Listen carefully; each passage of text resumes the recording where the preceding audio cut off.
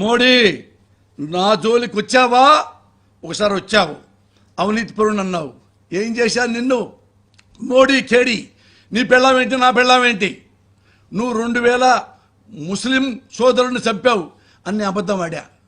నువ్వు భయపడిపోయావు, అందుకని నా జోలికి రాడు. ఇంకేం చేశాను తెలుసా?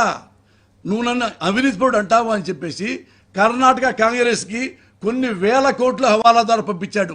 బీజేపీని ఓడించాడు. చెప్పాడు, నేను బీజేపీని ఓడించా, డబ్బులు పంపించి కాంగ్రెస్కి డబ్బులు ఇచ్చా. అందుకని నేనంటే భయం. నా జోలికి రాడు. ఎందుకు రాడు అంటే నేను ఎన్నెన్నో చదివాను, ఎన్నెన్నో చూశాను. ఫైనల్గా డిస్కషన్ చేసుకుంటే ఏం జరిగిందంటే, భారతదేశంలో నెంబర్ 1 డాన్ ఎవరయ్యా అంటే చంద్రబాబు నాయుడు. ఇంకా మనం ఏం చేస్తాం? జగన్మోహన్ రెడ్డి ఇంటికి డైరెక్ట్గా వచ్చేసి మర్డర్ చేయగలడు. డాన్ ఏం పీకుతారు ఎవడైనా కానీ. ఏముంటుంది కేంద్రం దగ్గర? కేంద్రం ప్రధానమంత్రి ఉంటాడు, ఉంటే హోమ్ మినిస్టర్ ఉన్నాడు, ఉంటే ఐఏఎస్లు ఉన్నారు, ఉంటే ఏంటి?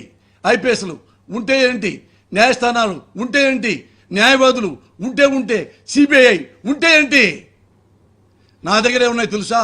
నా దగ్గర డబ్బులు ఉన్నాయి, నా దగ్గర హవాలా ఉంది, నా దగ్గర మాఫియా ఉన్నాడు, నా దగ్గర సుపారీ వ్యవస్థ ఉంది.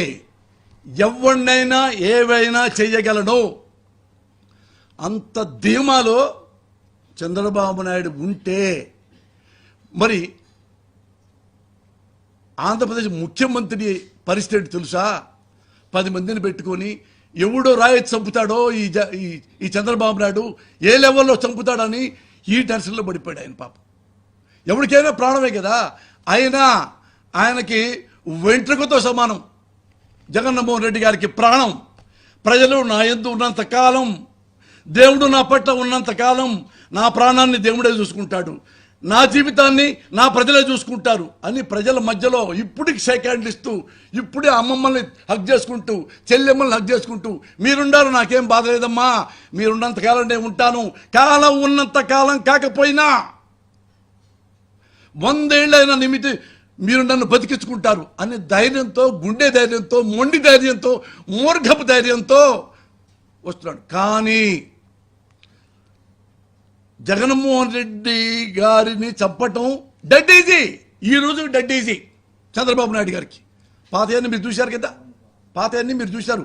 ఎలా ఎంతమంది చంపాడో, ఎంతమంది ఎరాడికేట్ చేస్తాడో. ఇప్పుడు మరి ఎవరు కాపాడతారు? మోడీ వాళ్ళు.